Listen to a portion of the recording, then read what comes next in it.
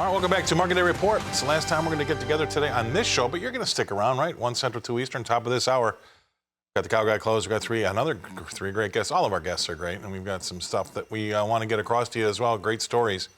I want you to stick around and watch it. It's 1 Central, 2 Eastern, just after Market Day Report closes in, I'm going to call it right now, 16 minutes from right now. But if you can't get us there, for some reason you get pulled away from the television, you can get us on Rural Radio, Sirius XM, Channel 147. We redo the show at 5 Central, 6 Eastern again, early evening this afternoon. And then if you miss that, well, you get it at 2 a.m. Central, 3 a.m. Eastern in the middle of the night. So you got 3 ways to see us, or 2 ways to hear us, 1 way to see us. So you don't have any excuses. We want to see you there. All right, let's take a look and see what we've got going on with corn. How about the corn board? Well, it's 8 3/4 cents lower in the front month, July, to 4.24 3/4. A penny and a quarter off the low, and we're working on about an 11-cent range, right? So that's what's happening there. That's July. Let's go out to the new crop D. That's down 9.5 cents to 4.42 1/4. A penny and a quarter off the low there. And again, another 12-cent range. That's corn trading on its heels going into the last part of the day. I wonder if we'll get some buying today. We got some buying in the close yesterday. It almost saved us, but we'll see about today. Let's take a look at soybeans. That July board is down 13.5 cents to 11.61 3/4. Again, that's 4 cents off the low there. I guess that's good, right? But we're still well off the highs by about, what I'm going to call that, 18 cents, right? So there you go. No, the new crop, that's off 18 cents to 11.12 5.5 cents off the low there, but well off the highs by about 19 cents exactly. Moving over to the wheat, what's happening in Chicago wheat? Down 11 1/4 up front. That's July, 5.41 1/4 is last, a penny off the low, and about 15 cents off the highs. So you move out to let's go to the March. That's down 11 cents, 6.01 1/2, a penny and a half off the low, and about 13.5 cents. Oh, it's actually 14 1/4 cents off the high. All right, there you go. That's what's happening in March wheat. From March Chicago wheat, we go to hard red Kansas City wheat. 7 1/4 cents lower in the front month there, July, to 5.74 1/4. You move on out to the D, that's down 6 3/4 cents to 5.94 3/4 there. Moving out to the spring wheat, let's take a look at what Minneapolis has in store for us. An 8.5 cent sell-off in that front month, July, to 5.96 3/4. 2 1/4 cents off the low of the day, well off the highs by about, let's call it 15 cents, not quite, 14.5 cents. The D, that's down 10.5 cents to 6.22 1/4. And again, that's a half cent off the low there too, boy, and about 14 cents from the high. We're going to finish up with cotton and get to our guest analyst. Cotton, there you go. This is a good one to end on. 221 points better in the July to 73.50, 19 points off the high there. While the D's, the new crop, is up 157 points to 74.95, 23 points off the high there. All right, let's bring him back in, or bring him in. Mr. Ted Seifried, Zaner MarketCast. Ted, thanks for being on the show. He's up in Chicago. All right. Rain makes grain. Over to you. Yeah. Thanks, Scott. I think you said during the break, what happened to Turnaround Tuesday? And, I think we were all set for that. Like you said, corn had bounced well off of its lows, like 9 cents off of its lows by the end of the day yesterday. And that was kind of in anticipation of the prospective plants, the crop progress report showing conditions declining. And they did, down 3%. Beans were down 3% too, even though they were only expected down 2%. So I think that had us kind of, like, all right, maybe we can save the lows in for now. But then you had a big rain system move through that wasn't really given a whole lot of chances, right? I think we were talking about like a 60% chance that would actually develop and occur and hit the areas that it did get to.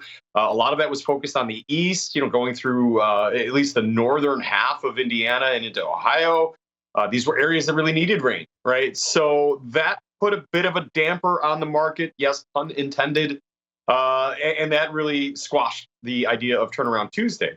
Now, we're really setting up for a very interesting end of the week. Obviously, we're going to be talking about weather. We're going to be talking about, is this system that we just saw, is that sort of an indication that the hot and dry ridge is breaking down and that we're going to start getting some rain coming through here, at least intermittently, to give us, these timely rains that we need to get good yields? Or will that be setting back up? So we'll be watching weather very closely. But the reports at the end of the week have more significance now than they had before. And for two reasons. One, because of the flooding over the weekend and the possibility of losing, we've heard reports of up to 1 million acres of corn. Well, how does that play in the planted acreage number? Did we see more corn planted than what the intentions number, which was shockingly low? Was the sloppy planting season, did that hold us back? There's a lot of wild kind of ideas on what the acreage number might say for corn.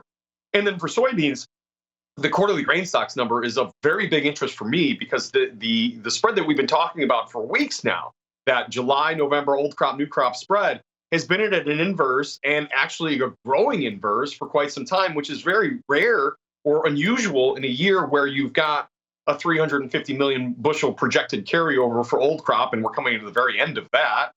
And we've been headed lower. So we've been bull spreading a down move. And you might see that reflected on quarterly grain stocks. Maybe, just maybe, there's less soybeans out there than expected. If not, that just means we're really being stubborn about holding on to them. And at some point, that floodgate will break open and put a whole lot of pressure on old crop soybeans. Don't like hearing that. All right. Great stuff as usual. Super content. We're going to go away. We need to pay some bills. We're going to come back and talk more with Ted Seifried, Zaner MarketCast in Chicago. We're going to be right back after this.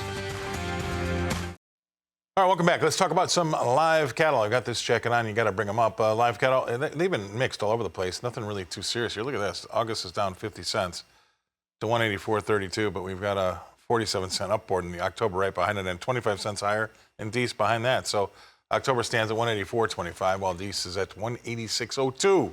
So I really don't know what to do with this board. It's got very, very mixed. Again, August leading it to downside by 50 cents. And October up by 47 cents. There you go. That's live cattle for you. Moving right along to the feeders. This is a little bit more uniform, I would say, except for the August, who did not get the memo. But 7 cents better in August to 258.97. And we've had just over about a $2.25 range there, folks. So we're at 258.90 now, which is unchanged, which is 70 cents off the low of the day. Moving all the way out the curve or the deferreds, we got a November board down 25 cents to 260.25. Not a lot going on there, and still about another $2.15 range. So there you go. It's kind of legit, but we're still just steady, a little bit easier is what I'd call that in the feeders. How about lean hogs? Well, we got a July board that's down 85 cents to 89.10. We're up a nickel in August, though. That's worth reporting on. 86.77. Let's bring him back in. That's Ted Seifried, Zaner MarketCast. Got about a minute and a half there, Ted. What do you got? Well, and what a glorious jacket it is, Scott. Thank you very much for wearing it. I know I speak for everybody when I say that. Just fantastic. I like the rhinestones that we've got going on today. It's really extra and fantastic. Nashville. That's Ode to Nashville. Yep. Come on, Nashville. We love it.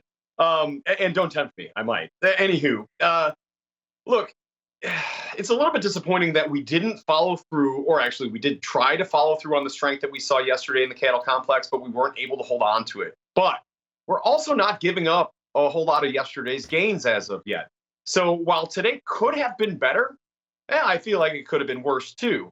So this is actually maybe not a bad day.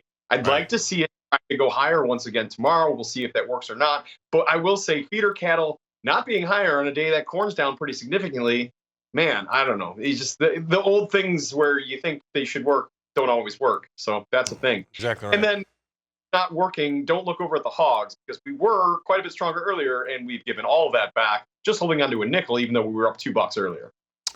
Great stuff as usual. Really appreciate your contact. Thank you very much, Ted. Awesome. Ted Seifried, Zaner MarketCast. He's in Chicago. We're in Nashville. I'll bring it back home and pass it back over to Suzanne one more time.